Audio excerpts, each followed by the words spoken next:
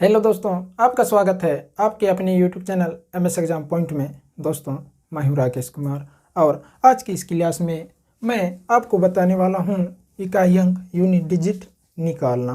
यह number system का दूसरा क्लास है। इससे पहले हम क्लास 1 में देख चुके हैं विभिन्न प्रकार के संख्याओं के बारे में और आज हम समझेंगे इकाई अंक यूनिट डिजिट निकालना।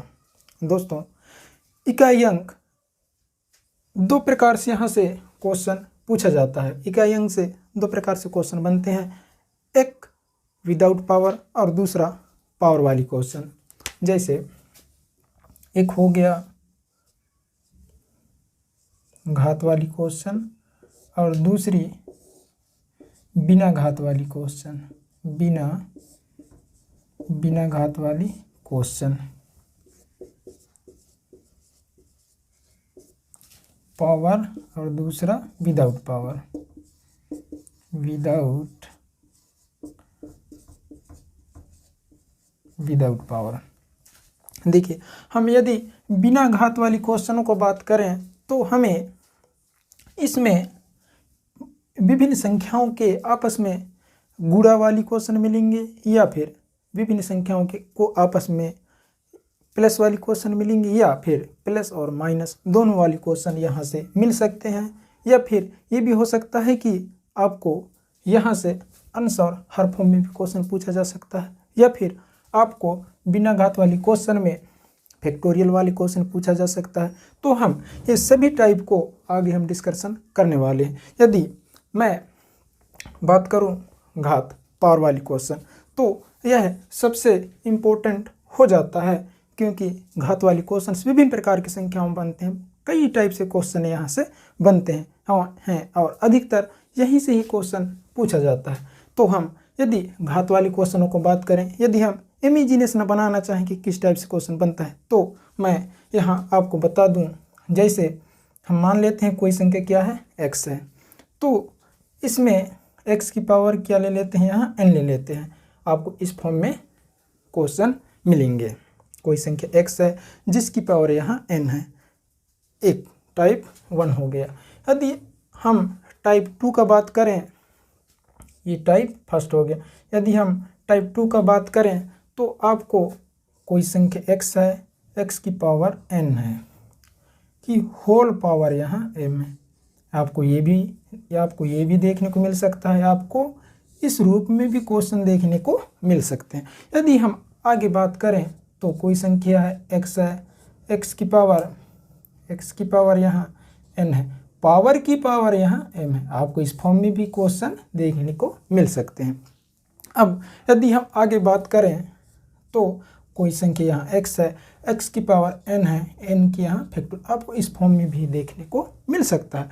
घात वाली क्वेश्चनों से बहुत सारे टाइप से क्वेश्चन यहाँ से बनते हैं, जो कि हम पहले बेसिक कॉन्सेप्ट सीखते हैं। इसके बाद हम सभी प्रकार के क्वेश्चनों को प्रैक्टिस करेंगे। यदि आप इन सभी क्वेश्चनों का बेसिक समझ लेते हैं तो आप इनसे संबंधित जितने भी क्वेश्चन हम सॉल्व करेंगे आपको आसानी से बनने लगेगा, आप बहुत अच्छी तरह से सॉल्व कर पाएंगे।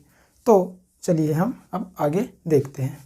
सबसे पहले हम इकाई अंक का मतलब समझते हैं। चलिए हम मान लेते हैं एग्जाम्पल जैसे 2, 3, 5, 6, 7 यह कोई संख्या है। यदि हमें इसमें बताना है कि इकाई अंक क्या है तो हम क्या बताएंगे, 7। इसमें क्या देखना है, जो संख्या रहेंगे उसका राइट डिजिट देखना है। उसका क्या देखना है, राइट डिजिट देखना है, या हिंदी में कहें तो हम दायां अंक देखना है। इकाई अंक पूछा जाए तो आपका आंसर क्या हो जाएगा, 7 आपका आंसर हो जाएगा। तो चलिए अब हम और बेसिक चीज़ें सीखते हैं।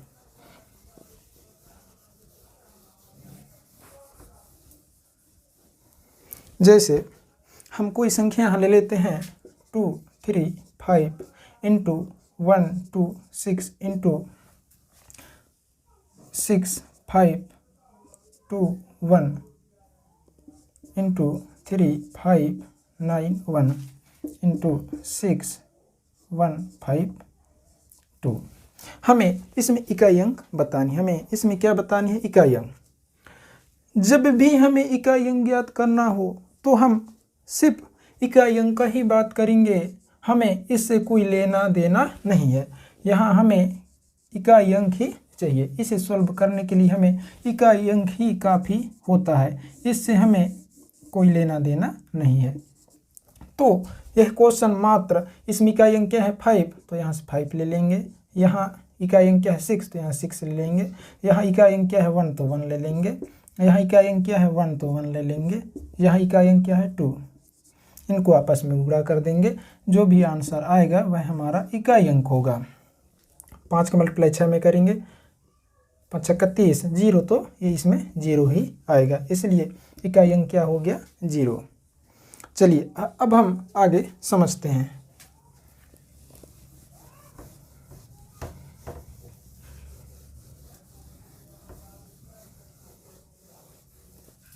आगे बढ़ने से पहले मैं आपको एक बेसिक चीज़ यहाँ बता देना चाहता हूँ। देखिए, यदि हम 5 का मल्टीप्लाई किसी भी सम संख्या में करेंगे, किसी भी सम संख्या में करेंगे, तो हमें हमेशा इकाई अंक क्या मिलेगा 0 मिलेगा। जब भी हम 5 का मल्टीप्लाई किसी भी सम संख्या में करेंगे तो हमें इकाई अंक 0 ही प्राप्त होगा, यह ध्यान रखना।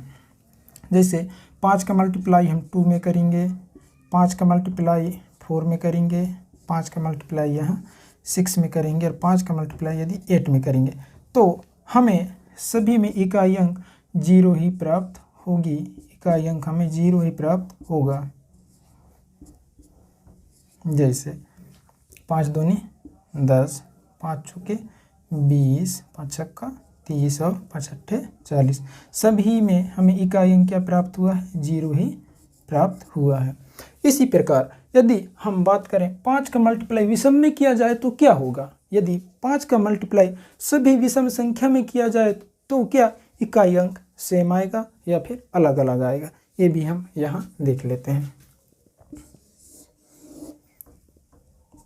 5 का मल्टीप्लाई विषम संख्या, दोस्तों ध्यान रखें, 5 का मल्टीप्लाई जब भी आप विषम संख्या में करेंगे हमेशा आपका यूनिट डिजिट 5 ही आएगा। हमेशा आपका यूनिट डिजिट 5 ही आएगा। जैसे हम देख लेते हैं, विषम संख्या सबसे छोटी मान 1, विषम संख्या और 3 हो गया, विषम संख्या 5 हो गया, विषम संख्या 7 हो गया, विषम संख्या 9 हो गया। 5 एकम 5, यूनिट डिजिट क्या प्राप्त हुआ हमें 5 ही प्राप्त हुआ। 5 दिया 15, यूनिट डिजिट हमें क्या प्राप्त हुआ 5 ही प्राप्त हुआ। 5 चम 25, यूनिट डिजिट हमें कितना प्राप्त हुआ 5 ही प्राप्त हुआ। इसी प्रकार 5 सत्ते 35, यूनिट डिजिट हमें कितना प्राप्त हुआ 5 ही प्राप्त हुआ। 5 नम 45। हम जब भी 5 का मल्टीप्लाई किसी भी सम संख्या में करेंगे हमें हमेशा यूनिट डिजिट 5 ही प्राप्त होगा। यदि हम बात करें 5 का मल्टीप्लाई किसी भी सम संख्या में किया जाए तो हमेशा यूनिट डिजिट 0 ही प्राप्त होगा, ये याद रखेंगे। जब हम आगे क्वेश्चन सॉल्व करेंगे तो इसका यूज होने वाला है। तो चलिए अब हम बढ़ते हैं अगले कॉन्सेप्ट की ओर।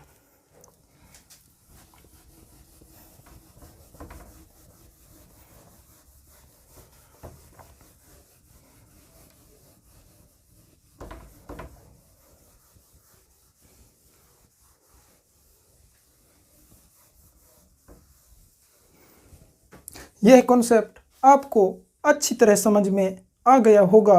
अब हम बढ़ते हैं अगली कॉन्सेप्ट की ओर। वो भी मैं आपको सारणी के माध्यम से एक सारणी के माध्यम से बताने वाला हूँ, कॉन्सेप्ट अच्छे समझाने वाला हूँ। आप ध्यान से समझिएगा।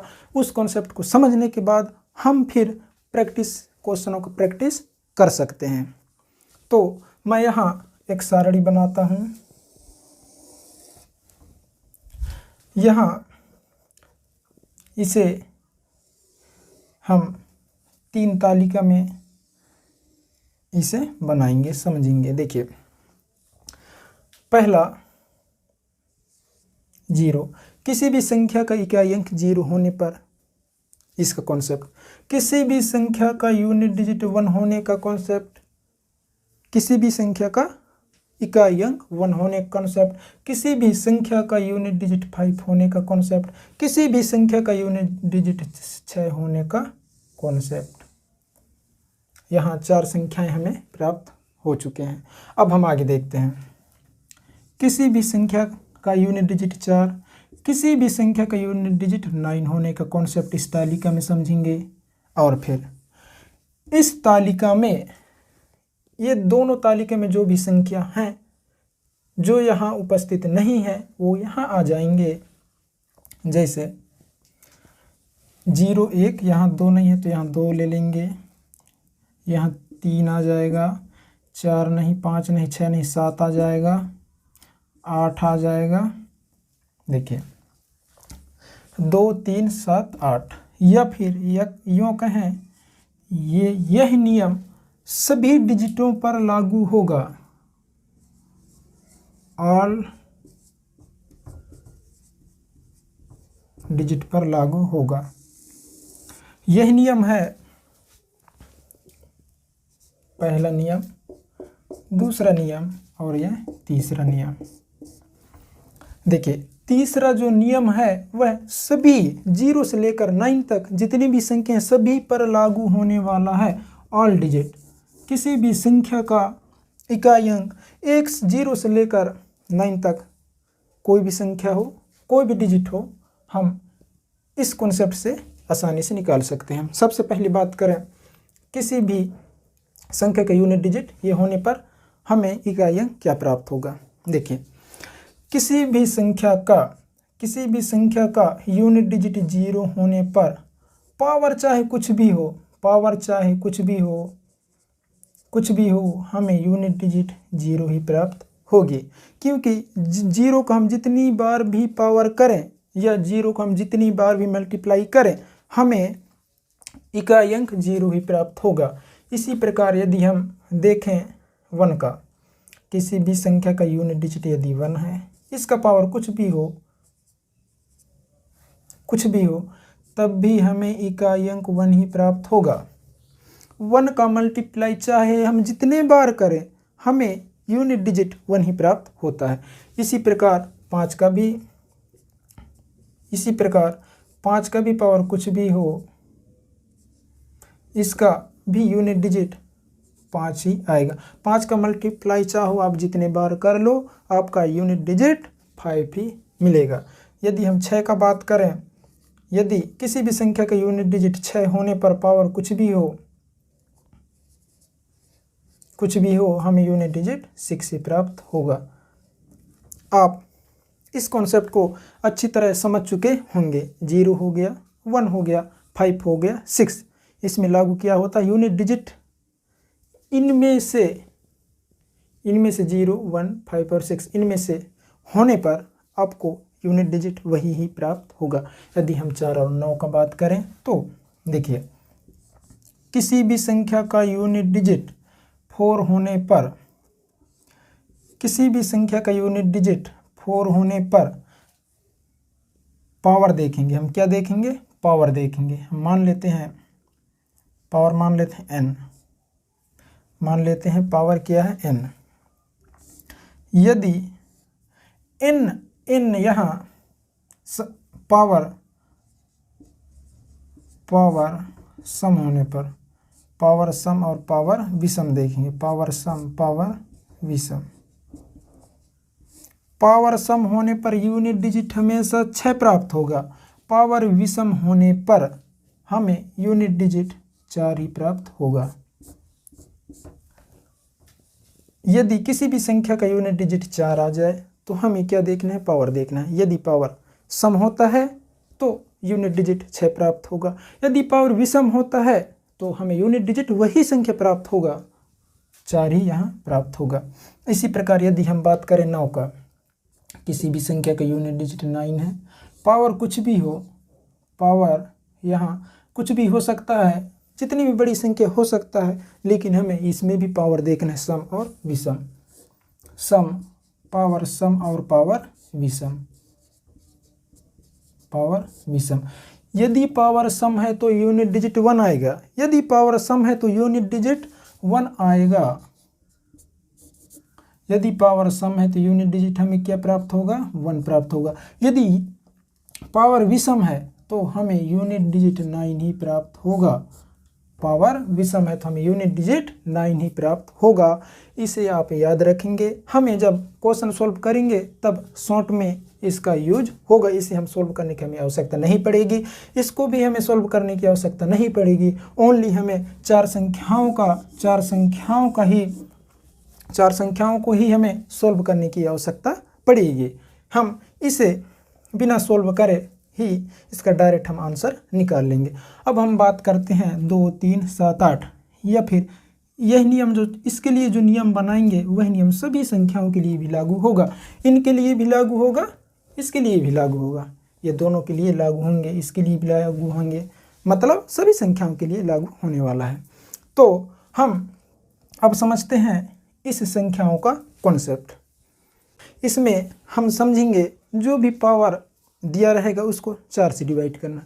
अभी आप समझेंगे सबसे पहले 4 से भाग देना, मैं फिर आगे बताऊंगा कि 4 से ही क्यों भाग दिया जाता है। क्या करेंगे, पावर को 4 से भाग देना है। मान लेते हैं कोई संख्या x है, कोई संख्या यहाँ x है जिसकी पावर n है, जिसकी पावर n है।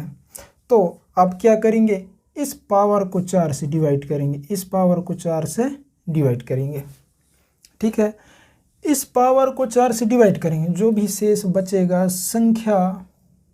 संख्या के पावर आप लिखेंगे रिमाइंडर को, ठीक है। अब हम इस एग्जाम्पल सहित समझते हैं। क्या करेंगे, कोई भी संख्या दिया रहेगा उसकी जो पावर रहेगी, पावर को 4 से डिवाइड करना है, जो भी शेष बचेगा पावर का संख्या का पावर लिखेंगे, जो भी शेषफल बचेगा, जो भी रिमाइंडर बचेगा संख्या का पावर लिखेंगे और इसे सॉल्व करेंगे। सॉल्व करने पर जो भी आएगा, जो भी संख्या आएगी उसका इकाई अंक हमारा आंसर हो जाएगा, ठीक है। इसको अब हम एग्जाम्पल से समझते हैं। जैसे 2, 3, 5, 6, 7 कोई संख्या है जिसकी पावर 25 है, जिसकी पावर क्या है 25। देखिए अब हमें देखिए ये तो बहुत बड़ी संख्या, इसमें हमें क्या करना है, इकाई अंक से ही मतलब है, इनसे हमें कोई मतलब नहीं है, इससे हमें कोई मतलब नहीं, हमें तो मतलब है सिर्फ 7 से यहाँ। और मान लेते हैं ये 25, ठीक है। देखिए यह क्वेश्चन मात्र हमारे लिए इतना बस है, 7 की पावर। देखिए इसमें क्या देखेंगे, मैं क्या बताया था आपको, पावर को ओनली 4 से डिवाइड करना है, जो भी शेषफल बचेगा उसको संख्या की पावर में लिखनी है। अब देखिए 4 से भाग देने का मतलब आपको सबसे पहले तो समझना होगा 4 की विभाज्यता का नियम। 4 की सबसे पहले आपको समझनी होगी 4 की विभाज्यता की नियम, विभाज्यता नियम, 4 की विभाज्यता नियम।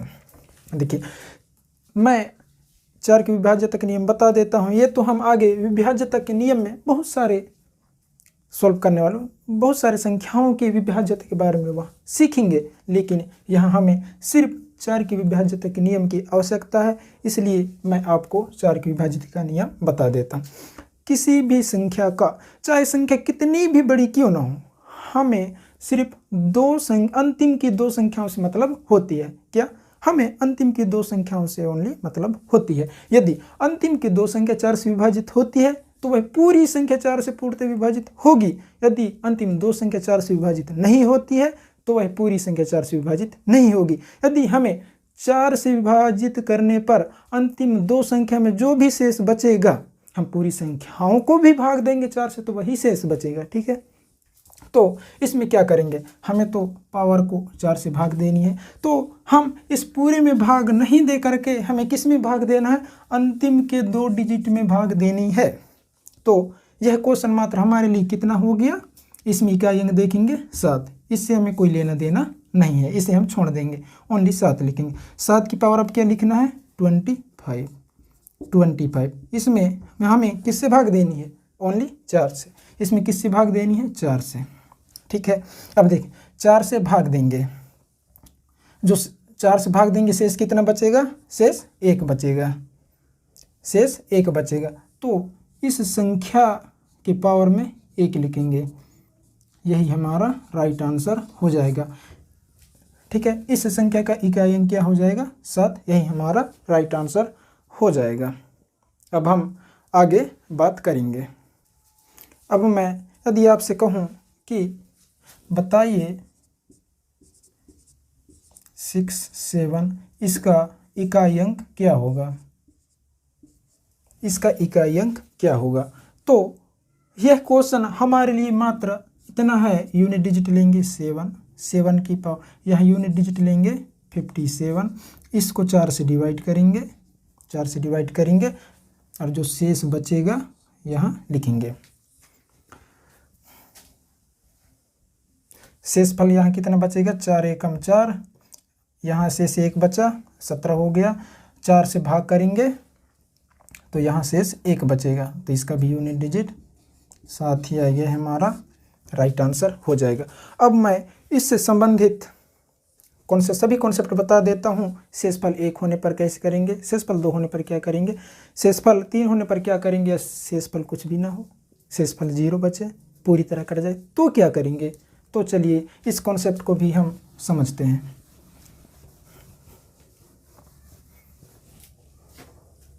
देखिए, किसी संख्या की पावर n है, ठीक है, किसी पावर की संख्या n है, हम किसी संख्या की पावर n है, पावर को हम यहाँ 4 से डिवाइड करेंगे, 4 से डिवाइड करेंगे। शेषफल यदि 1 आता है, यदि शेषफल रिमाइंडर 1 आता है तो संख्या की पावर 1 लिखेंगे और इसे सॉल्व कर देंगे। सॉल्व करने पर जो भी आंसर आएगा वह हमारा राइट आंसर हो जाएगा।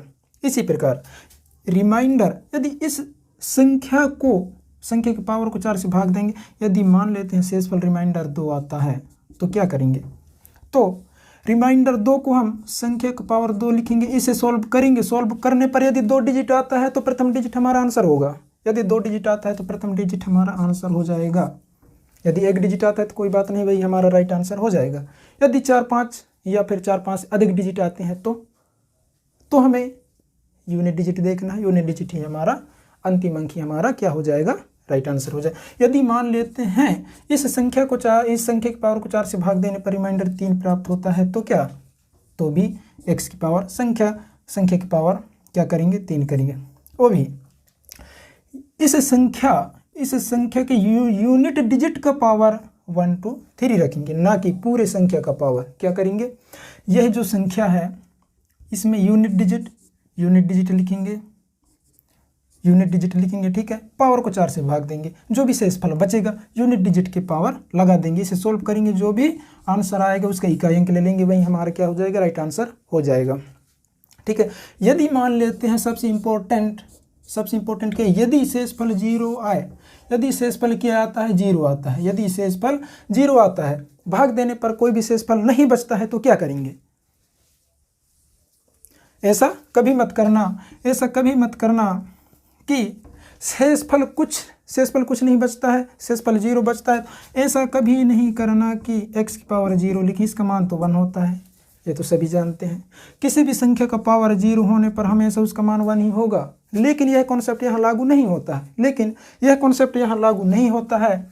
मैं इस कॉन्सेप्ट को आपको बता देता हूँ। किसी भी संख्या के पावर को 4 से डिवाइड करने पर यदि शेषफल 0 आता है तो आप संख्या का यूनिट डिजिट लेंगे, यूनिट डिजिट का पावर क्या लिखेंगे, 4 लिखेंगे। संख्या की पावर को 4 से डिवाइड करेंगे, डिवाइड करने पर यदि शेषफल 0 आता है, रिमाइंडर 0 बचता है, तो आप उस संख्या की यूनिट डिजिट का पावर 4 लेंगे। ये 4 क्यों लेंगे मैं आगे बताने वाला हूँ। 4 से ही क्यों भाग देते हैं ये भी बताने वाला हूँ। 4 ही क्यों लिखते हैं शेषफल 0 आने पर ये भी बताने वाला हूँ। तो आप संख्या का पावर 4 लिखेंगे, इसे सोल्व करेंगे, जो भी आंसर आएगा हमारा क्या हो जाएगा, राइट आंसर हो जाएगा। तो इस कॉन्सेप्ट को आप अच्छी तरह समझ चुके होंगे। यदि आप चाहें तो इसे नोट्स बना सकते हैं, क्योंकि आगे इसी का यूज होने वाला है और हम सभी कॉन्सेप्ट समझने के बाद इससे संबंधित क्वेश्चनों का प्रैक्टिस करने वाले हैं।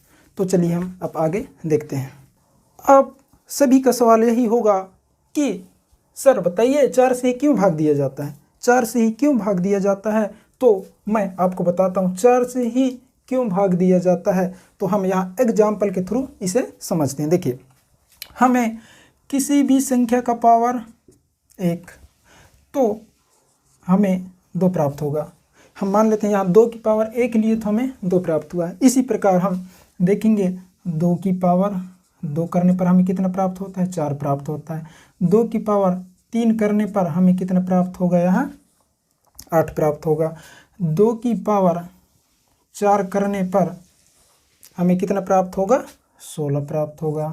ठीक है, इसी प्रकार यदि हम 2 की पावर 5 करें तो 32 प्राप्त होगा। 2 की पावर 6 करें तो 64 प्राप्त होगा। इसी प्रकार 2 की पावर 7 करें तो 128 प्राप्त होगा। इसी प्रकार 2 की पावर 8 करें तो 256 प्राप्त होगा। देखिए, अब इसमें क्या देखना है, 2 की पावर 1 की तो हमें 2 प्राप्त हो, 2 की पावर 2 की तो हमें 4 प्राप्त हो, 2 की पावर 3 की तो हमें 8 प्राप्त हो, 2 की पावर 4 की तो 16 प्राप्त हो। देखिए, इसमें यूनिट डिजिट 2 है, इसमें यूनिट डिजिट 4 है, इसमें यूनिट डिजिट 8 है, इसमें यूनिट डिजिट 6 है। देखिए, किसी में आपको सेम दिखाई देता है, यूनिट डिजिट नहीं देगा। किसी में आपको यूनिट डिजिट यहाँ तक सेम दिखाई नहीं देगा। यदि हम इससे आगे बढ़ते हैं, यदि किसी भी संख्या के पावर 4 से आगे बढ़ते हैं तो हमें यूनिट डिजिट रिपीट होते हुए दिखाई देगा।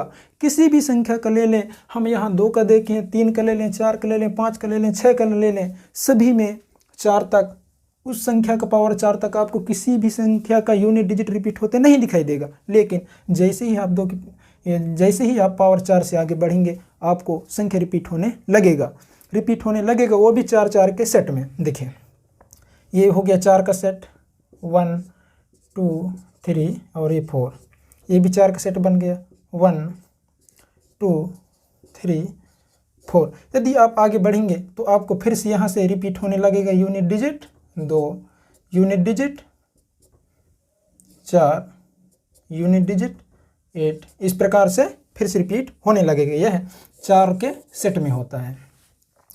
यहाँ यूनिट डिजिट 2, यहाँ भी यूनिट डिजिट 2, यहाँ भी यूनिट डिजिट 4, यहाँ भी यूनिट डिजिट 4, यहाँ भी यूनिट डिजिट 8, यहाँ भी यूनिट डिजिट 8, यहाँ भी यूनिट डिजिट 6, यहाँ भी यूनिट डिजिट 6, यह रिपीट होने लगता है।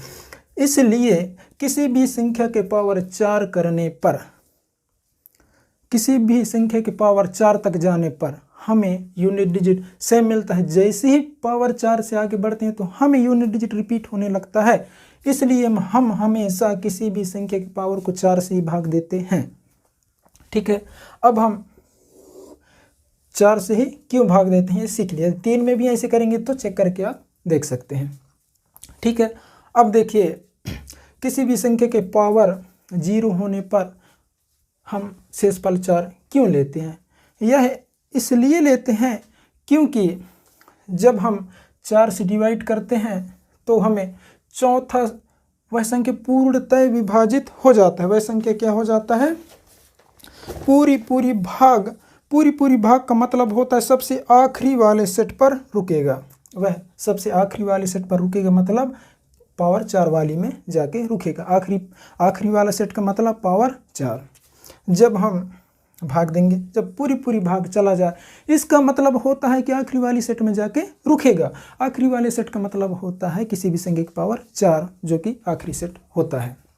इसलिए पूरी भाग चला जाए तो आप हमेशा क्या 0 नहीं लिख करके आप क्या लिखेंगे, 4 लेंगे। अब चलिए इनसे संबंधित हम क्वेश्चन सॉल्व करते हैं। यहाँ अब हम 2 क्वेश्चन ले लिए हैं इसे सॉल्व करके बताना है। हमें इनमें देखना है कि यूनिट डिजिट क्या होगा।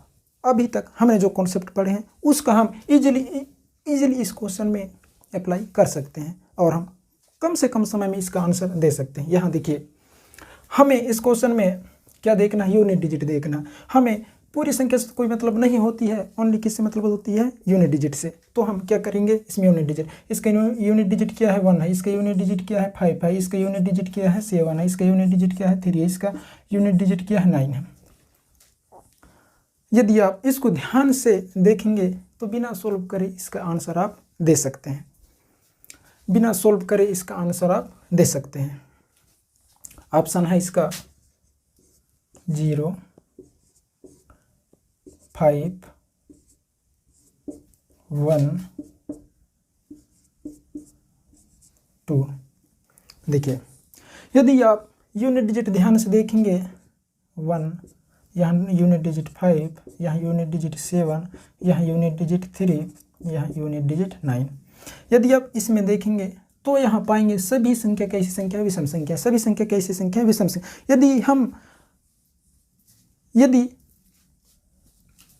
यदि इसमें क्या देखना है, यदि इसमें 5 है, यदि इसमें 5 है और सभी संख्या विषम है, यदि यूनिट डिजिट में 5 है सभी संख्या विषम है, तो हमारा आंसर कुछ भी हो, यहाँ कुछ भी हो, लेकिन यूनिट डिजिट 5 ही प्राप्त होगा, 5 ही प्राप्त होगा। इसलिए 5 हमारा राइट आंसर हो जाएगा, जो कि ऑप्शन नंबर बी है। B is the right answer. क्या करेंगे, यदि संख्या गुणा के रूप में हो और सभी संख्या विषम हो, संख्या कैसी होनी चाहिए, गुणा फॉर्म में होनी चाहिए, इस प्रारूप में होना चाहिए, गुणा के रूप में दिया होना चाहिए। और यूनिट डिजिट देखेंगे तो यूनिट डिजिट में आपको 5 मिला है और सभी संख्या यदि विषम है, तो आप क्या करेंगे, इस संख्या के यूनिट डिजिट 5 ही होगा, चाहे संख्या कुछ भी हो, चाहे संख्या को गुणा करने पर हमें कुछ भी प्राप्त हो, लेकिन यूनिट डिजिट हमें 5 ही प्राप्त होगा और हमें 5 यूनिट डिजिट से ही मतलब है, इसलिए हम बाकी को नहीं देखेंगे। अब यदि इसमें बात करें तो यहाँ ऑप्शन नंबर ए है 0, ऑप्शन नंबर बी है 6, ऑप्शन नंबर सी है 7, ऑप्शन नंबर डी है 3। देखिए यदि हम इसमें बात करें तो हम पूरी संख्या से कोई मतलब नहीं, हमें यूनिट डिजिट से मतलब है, हमें यूनिट डिजिट से मतलब है, यहाँ भी हमें और यहाँ भी हमें। देखिए यहाँ का इसका यूनिट डिजिट क्या है, यहाँ 5, इसका यूनिट डिजिट क्या है 1, इसका यूनिट डिजिट क्या है 4 और इसका यूनिट डिजिट क्या है 8। यदि आप इसको ध्यान से देखेंगे और हम जो कॉन्सेप्ट पढ़ें यदि आप याद करेंगे तो यहाँ पाएंगे यदि यूनिट डिजिट में 5 है, यदि यूनिट डिजिट में 5 है और उसी में यदि गुणा फॉर्म में है और किसी भी एक संख्या सम आपको दिखाई दे, तो आपका यूनिट डिजिट हमेशा यहाँ कुछ भी प्राप्त हो, लेकिन इकाई अंक हमें 0 ही प्राप्त हो गया, इसलिए 0 हमारा राइट आंसर हो जाएगा। Option number A is the right answer. चलिए अब हम अगले क्वेश्चन की ओर बढ़ते हैं। क्वेश्चन नंबर तीसरा है, इसमें हमें यूनिट डिजिट बताना है। यह बहुत ही सिंपल क्वेश्चन है, तो चलिए हम इसको सीखते हैं। देखिए यूनिट डिजिट 2 हो गए, यूनिट डिजिट 9, यूनिट डिजिट 3, 1 और 4। यहाँ से हमें 2 प्राप्त हो गया, यहाँ से हमें 6 प्राप्त हो गया, यहाँ से हमें 3 प्राप्त हो गया, यहाँ से हमें 1 प्राप्त हो गया और यहाँ से हमें 4 प्राप्त हो गया। देखिए 2 इसका मल्टीप्लाई करेंगे तो हमें कितना प्राप्त होगा, 6 दूनी 12। इसका अब मल्टीप्लाई पूरे इसमें ना करके यदि 2 डिजिट प्राप्त हो गया तो यूनिट डिजिट ले लेंगे और 2 का मल्टीप्लाई 3 में करेंगे, 2 तिया 6, हमें 6 प्राप्त होगा। 6 का मल्टीप्लाई 1 में करेंगे, फिर 6 प्राप्त होगा। 6 का मल्टीप्लाई 24 में करेंगे, 6 चौके 24, 24 में हमें यूनिट डिजिट 4 प्राप्त हो जाएगा, इसलिए 4 हमारा राइट आंसर हो जाएगा, जो कि ऑप्शन नंबर ए में है। Option number A is the right answer. दोस्तों यह वीडियो आपको कैसा लगा कमेंट बॉक्स में कमेंट करके ज़रूर बताएं, और यदि ये वीडियो आपको अच्छा लगा हो तो इस वीडियो को लाइक, शेयर और सब्सक्राइब करना ना भूलें। हम अब यूनिट डिजिट से संबंधित क्वेश्चनों का प्रैक्टिस नेक्स्ट क्लास में करने वाले हैं। आज इतना ही, क्योंकि यदि हम क्वेश्चनों को आगे प्रैक्टिस करें तो यह क्लास बहुत लंबी हो जाएगी, इसलिए आज का सेशन यहीं तक। अब हम इकाई अंक से संबंधित जितने भी टाइप से क्वेश्चन बनेंगे, इसका प्रैक्टिस हम दूसरी क्लास में करने वाले हैं।